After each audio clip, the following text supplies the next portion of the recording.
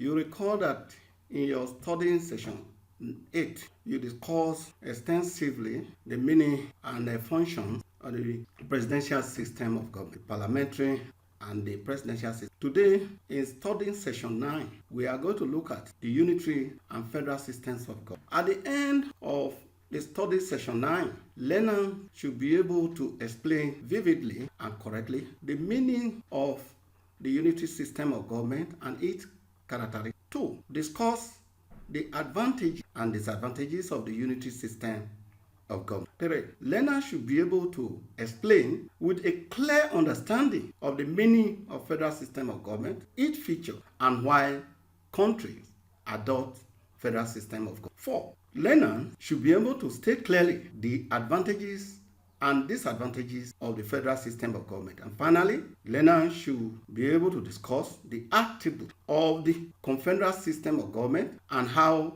it is different from a federal meaning of unitary system of government. The unitary system of government is organized under single central control. This means that all the legislative power and authority for the exercise of the functions of running a state are concentrated in the hands of a single central government. There is no constitutional division of power between the central and the local territorial divisions. Examples of unitary forms of government are Great Britain, Ghana, France, and Italy. Military governments too have the attributes of a unitary government. Features of unitary system of government are as follows. 1. The concentration of powers in a single central authority. 2. There is no constitutional division of power between the central government and regional bodies. 3. Citizens own allegiance to one government. 4. The supremacy of the parliament is very important. And finally, the central government delegates powers exercised by local bodies and agencies. Advantages of a unitary system of government. 1. In a unitary system, citizens only own their allegiance to the central government. In a unitary state, citizens own their allegiance to the central government. This promotes national unity. 2. The unitary system is suitable for countries that are geographically small in size. 3.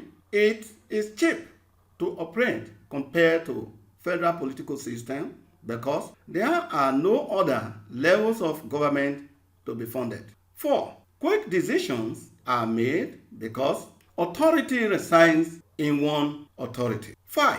There is this spirit of unity in a unitary system because the various ethnic nationalities in the country see themselves. This leads to internal stability. 6. There is no room for even development. There is room for even development.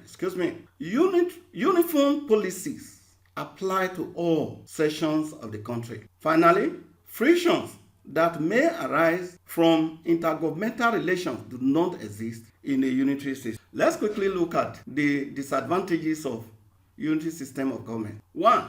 It may encourage dictatorship because powers are concentrated in a single authority. 2. It is not suitable for a large country with diverse cultural traits. 3. There is a delay in decision making because all the powers are concentrated at the center and in a single authority. This, as you may know, may increase the workload of central institutions. 4. The government may be too far from the people and their problems may be difficult to resolve amicably. And finally, it does not encourage the exercise of local initiative. The pattern of governance is that orders and instruction flow from top to the bottom. The federal system of government. Federalism is a form of political arrangement adopted by many countries of the world. According to Casey Y.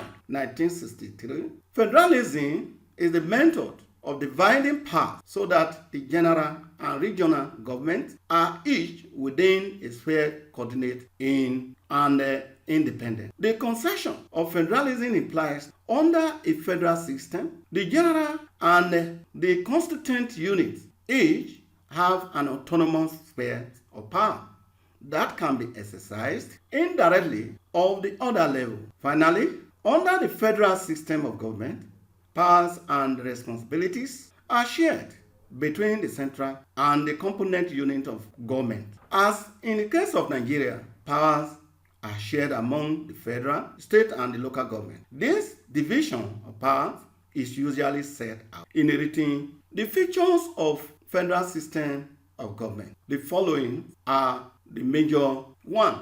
The constitutional division of powers between the central government and the constituent unit. 2.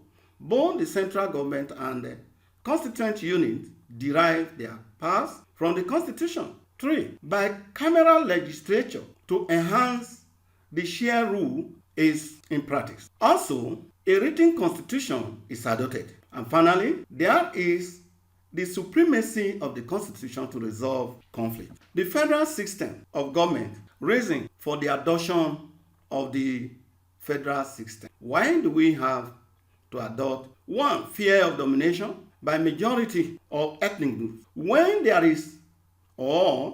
When there are cultural differences, the adoption of the federal system is desirable. A large country made up of multiple ethnic groups may spawn into series of contradictions if they are practiced. Otherwise, if they practice a unitary system. Hence, federalism is usually the way out. The need to protect minority groups is another important reason for formation or adoption of the federal system. The need to bring government nearer to the people is also a critical reason for the adoption of the federal political system. The desire to reap the economic advantage of the union is another compelling reason. Finally, the need to preserve the local autonomy, one of the most important reasons for adopting federalism. Advantages of the federal system of government. There are many of these advantages, but let's quickly look at the major ones. Among them include: 1. In federal political system, power is dispensed or dispersed, and no single individual or group has unlimited. 2. It brings government closer to the people by the dispersions of the central political activities as well as decentralization. 3. The federal political system allows for the mass participation of the citizens in government. 4. The federal system promotes diversity in unity and unity in diversity. It allays the fears of domination entertained by majority or otherwise minority ethnic groups in 5. It enables poor constituent traits or units by virtue of the principle of shared rule to benefit from the economic advantage of other constituent units. The way constituents are strengthened to address the common enemy. Finally, it is an excellent political framework for managing cultural. We also said that it leads to double allegiance. That is the disadvantages. Another disadvantage of the federal system is that the citizens may likely to give allegiance to their constituent unit at the expense of the central government. This is likely to weaken unity in the country. There is the likelihood of disparity in the level of development among the constituent units, which may lead to unhealthy competition and rivalry. Another final disadvantage or the merit of federal system is that in this practice or system, particularly based on the shared rule, it is usually challenging to amend the Constitution, especially when such amendment requires the concurrence of the constituent units. The Confederation. The confederal system of government, when some states confer on a common course of action in certain specified international circumstances, such as resistance to common enemy. They band together by a treaty of alliance. When they go a step further and set up a more or less permanent body of delegates or ambassadors to make detailed recommendations for carrying out the treaty or implementing the alliance, their association together is called a confederation. This association of several states united for cooperation and defense does not have direct power over the citizens of the associated state. It is not usually entrusted with the conduct of their foreign affairs. From 1778 precisely to 1789, when a federation was created, the United States of America was a confederation. There was a German confederation from 1815 to 1866 precisely. The units forming the confederation may be unitary, federal, or parliamentary system of government. A confederation is therefore a league of sovereign of independent states. The units forming the confederation have the right to secession. In other words, the units that form this confederation have right to what? Secession. They can decide to go away if they are no longer interested or if their interest is not represented. The confederation has also no meaningful power over the common authority of a confederation deals only with the government of the constituent unit. A confederation is less stable than a federation because the former is a more loose association than the latter. A confederation can be therefore described as a league of friendship from which member states have the right to withdraw. The synopsis of